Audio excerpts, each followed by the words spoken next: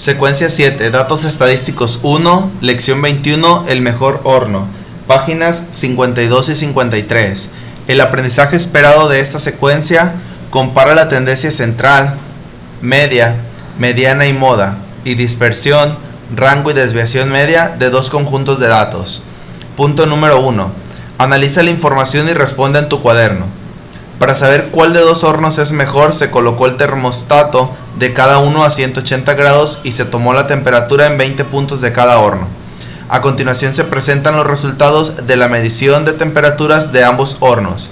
En el horno A aparecen todas estas mediciones, en el horno B aparecen todas estas mediciones. La temperatura de 180 grados es la indicada en el manual como idónea para el horneado de panqués. Es decir, si presentan una temperatura de 180 grados o aproximada, quiere decir que sería un panqué perfectamente horneado. Por ejemplo, en el horno A, las que más se aproximan a 180, pues tenemos exactamente el 180, 182, 187, 186, 184. Esas son las que se aproximan un poquito a 180.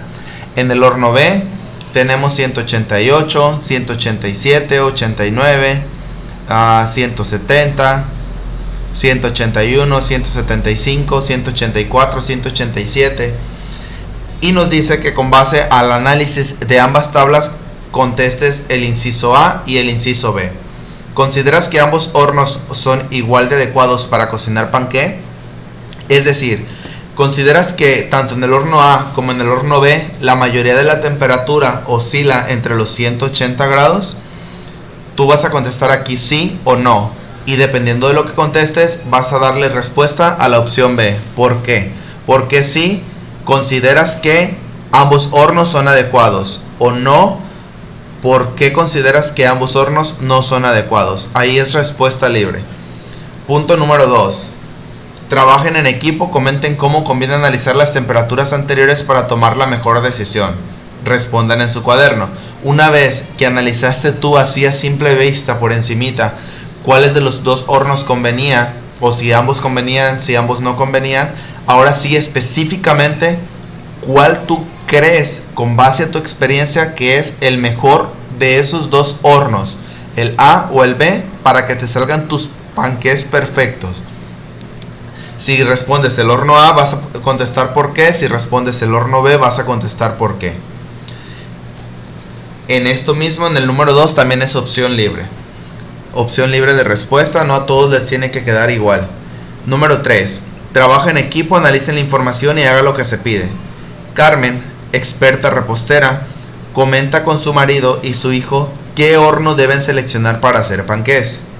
El hijo dice, las temperaturas del horno A varían de 160 grados a 200 grados, las del B de 170 grados a 204 grados.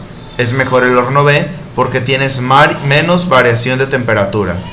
Carmen dice, en el horno A, mientras unos panqués quedan crudos, otros se queman y solo algunos salen bien cocidos. En el horno B, los panqués se queman con el termostato a 180 grados, pero si la temperatura se reduce un poco, quedan mejor que en el horno A.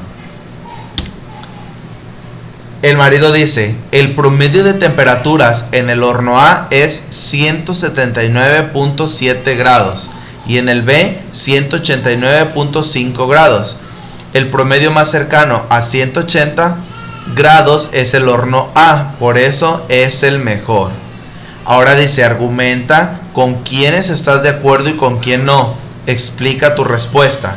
Aquí en este vas a ir escribiendo de personaje por personaje. Por ejemplo, vas a escribir hijo. Déjenme ver. Por ejemplo, aquí escribes hijo,